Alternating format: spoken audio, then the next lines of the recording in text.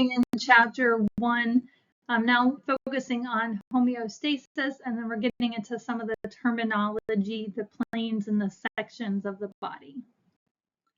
So first of all, homeostasis, which is just maintaining relatively stable or constant internal conditions, doesn't mean everything is at exact point.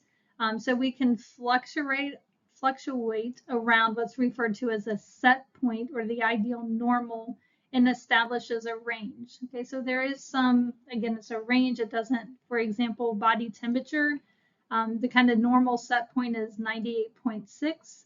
But people can fluctuate between, 98.4, 98.8. That's still considered normal body temperature. So again, we think about a set point and ideal, but there is a range of normal that is okay. And then, of course, too high leading to a fever, too low leading to hypothermia.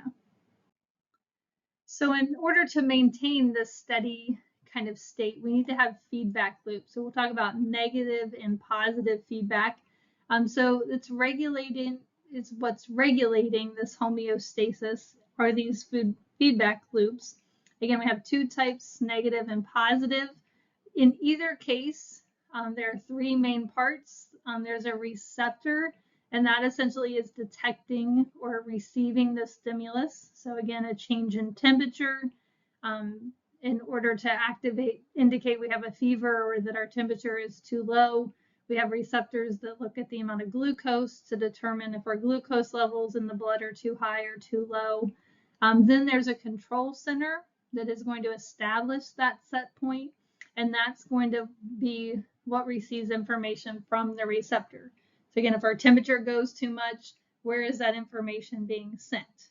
Okay, in that case, it's to the brain, which will then control a response. And the response it generates is referred to as the effector. So that's going to generate the response in order to change the variable. So if we think first about negative feedback, so most systems are going to be regulated this way, though some are by positive that we'll talk about in a minute.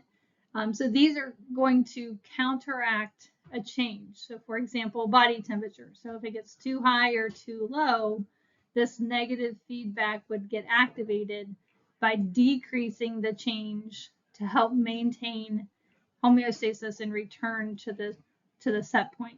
So again, negative feedback is decreasing the change. Again, in either case, so here are variable changes. So homeostasis, we're getting a fever here. So there's a stimulus indicating a fever or high temperature that gets detected by our receptors. The receptors send that information to their control center, and then the control center produces or sends the signal to the effector, like the brain, that would then generate a response, and then that set point would return to normal. Now, once everything goes back to normal, we need to shut this whole pathway off. Let me erase this real quick. So we need to turn this off once our set point comes back to normal. Well, that's negative feedback. So once we get down to normal, we go back to the control center and tell it everything's okay, and it shuts this pathway down. So again, it's decreasing the change in order to maintain a constant result. So an example here would be with our body temperature. So again, here we have somebody playing tennis. Of course, they're very active, so the receptors are going to detect an increase in temperature. The control center, which in this case is the hypothalamus in the brain, receives that signal from the receptor, and then that information is going to travel to our sweat glands. They're going to be the effectors that produce sweat. Okay, now once that value again has been returned, so this individual sits down, maybe drinks a cold drink, again, body temperature now goes back to normal. Now the negative feedback is going to stop the response. So we don't want the hypothalamus to stay active forever. Once the body temperature returns to normal, we need to turn that off, and then we stop sweating.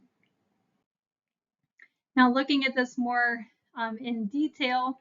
So again, here we have body temperature. So again, starting here. So again, we have homeostasis is disturbed. Okay, so our body temperature is now increased, some type of activity or fever. Again, those receptors are going to send that signal to the control center. Again, in this case, the hypothalamus. Then that sends a response to the effectors. In this case, the sweat glands. They're going to produce the sweat. Now our homeostasis gets returned or restored. So now that we're back to normal, now as we're going down, we want to keep it that way. We don't want it to drop. So again, we're also going to have that negative feedback saying everything's okay and shut that pathway down. Well, there's also the same response if it drops too low. Okay, so if we get too cold, again, homeostasis is disturbed. So receptors tell that hypothalamus that things are too low.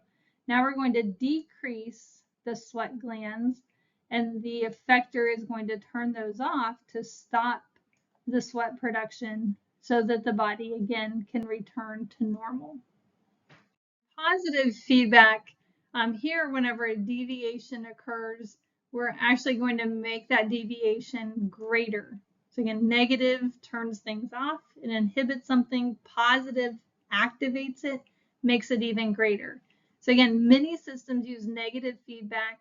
There are not a lot of pathways that are going to use positive feedback in a normal situation. However, some examples of positive feedback would be childbirth. So we'll go through that example.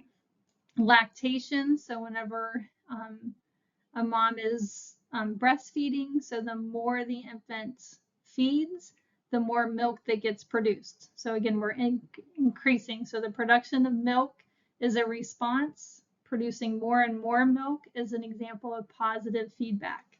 Blood clotting is another example. So whenever our blood starts to clot, that signals for more and more clotting factors to inhibit the bleeding. Now, there are some times that feedback, that positive feedback can be harmful. So again, after hemorrhage, the blood pressure drops in order to try to decrease the loss of blood. However, that ultimately decreases the ability to pump blood that then impacts especially the brain and other organs that are dependent on that blood. So these effectors continue the response beyond the set point until the stimulus is removed. So again, and they're stimulated and they continue and continue and continue enhancing and enhancing until it's removed. An example that we'll use for positive feedback is childbirth. So what happens in childbirth is essentially we get the stretching of the uterus. So again, receptors here are going to receive a signal that the uterus is starting to stretch as the baby's coming down. And instead of negative feedback that would then say, hey, we need to stop this pathway or this process, positive feedback goes, okay, there's a response, let's make it even greater. So in this case, we're going to increase contractions of the uterus by the effector to continue to allow that uterus to stretch. So again, continued increased stretching signals more and more increase of the contractions, looking at it more, what's actually happening. So again, these receptors here in the uterus detect that. They send the signal to the control center in the brain that's going to activate the posterior pituitary gland.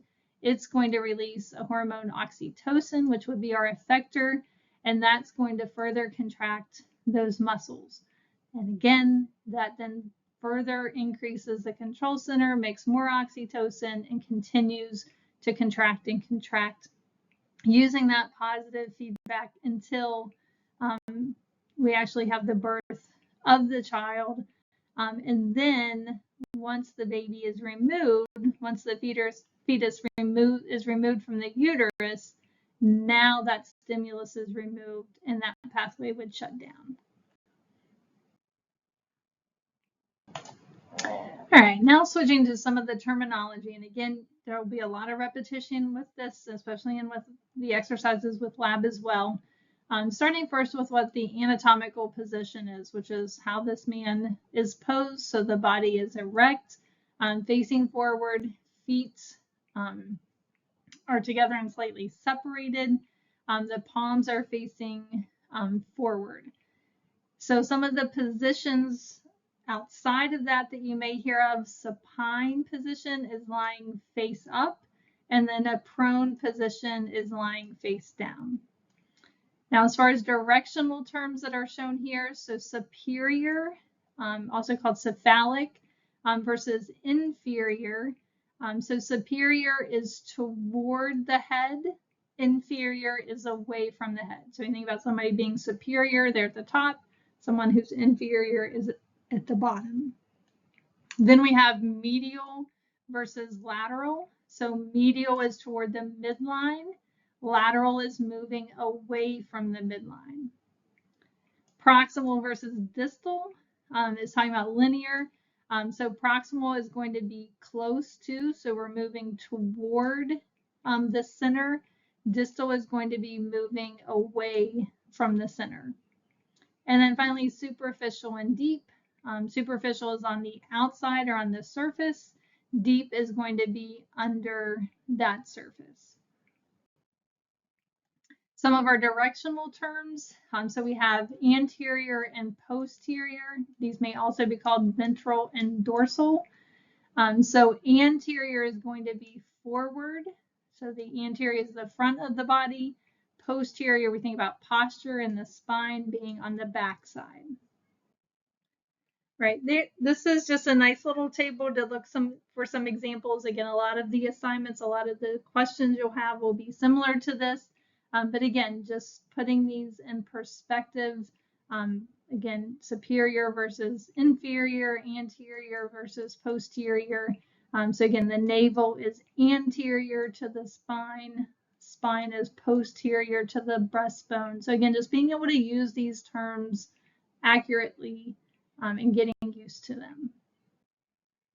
Now, if we look at some of the body parts and their regions, and there are a lot here, and this is going to be a pretty big part of your lab as well, is identifying these. But of course, we have the head, which is a common thing that we talk about, but the head is essentially everything above the neck. So it's going to, of course, include our eyes and our nose and the mouth. Then the neck region. Then we move into our trunk, which is going to include the thoracic region, the abdomen, and the pelvis. So again, the thoracic being our chest, the breastbone, and the breast, also the axillary or armpit and the brachial or arm region. Then we have the abdomen, which is going to be kind of our waist and a navel area. The pelvic or pelvis area is more in the groin and genitalia area.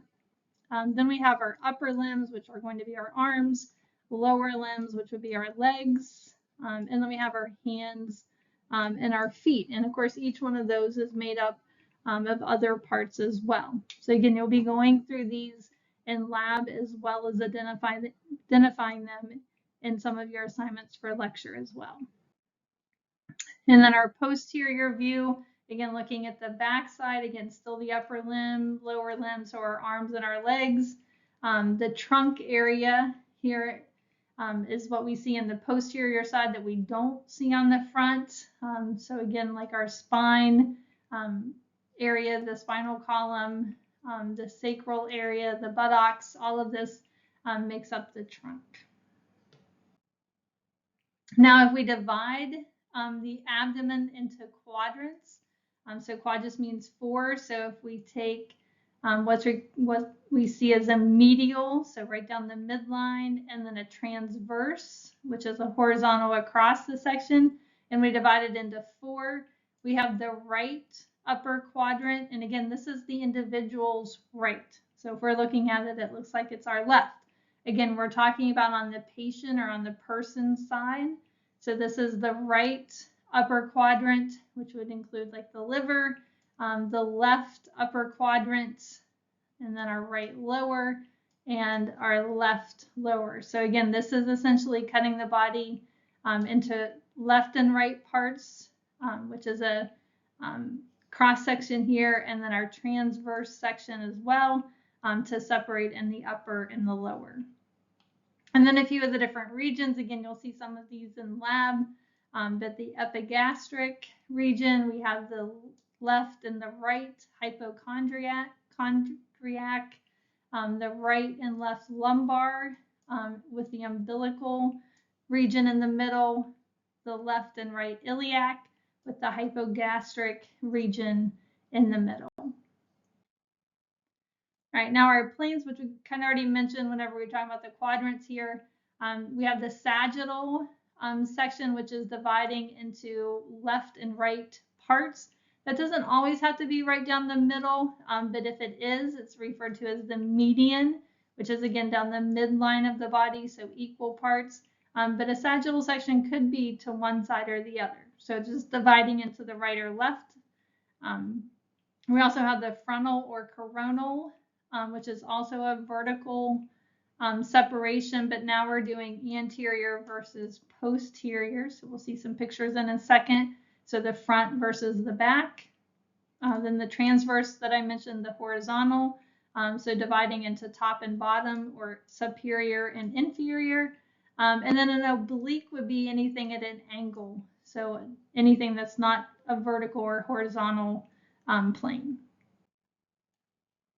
Again, here we see transverse is horizontal, so it's separating into the inferior or superior and then inferior sections.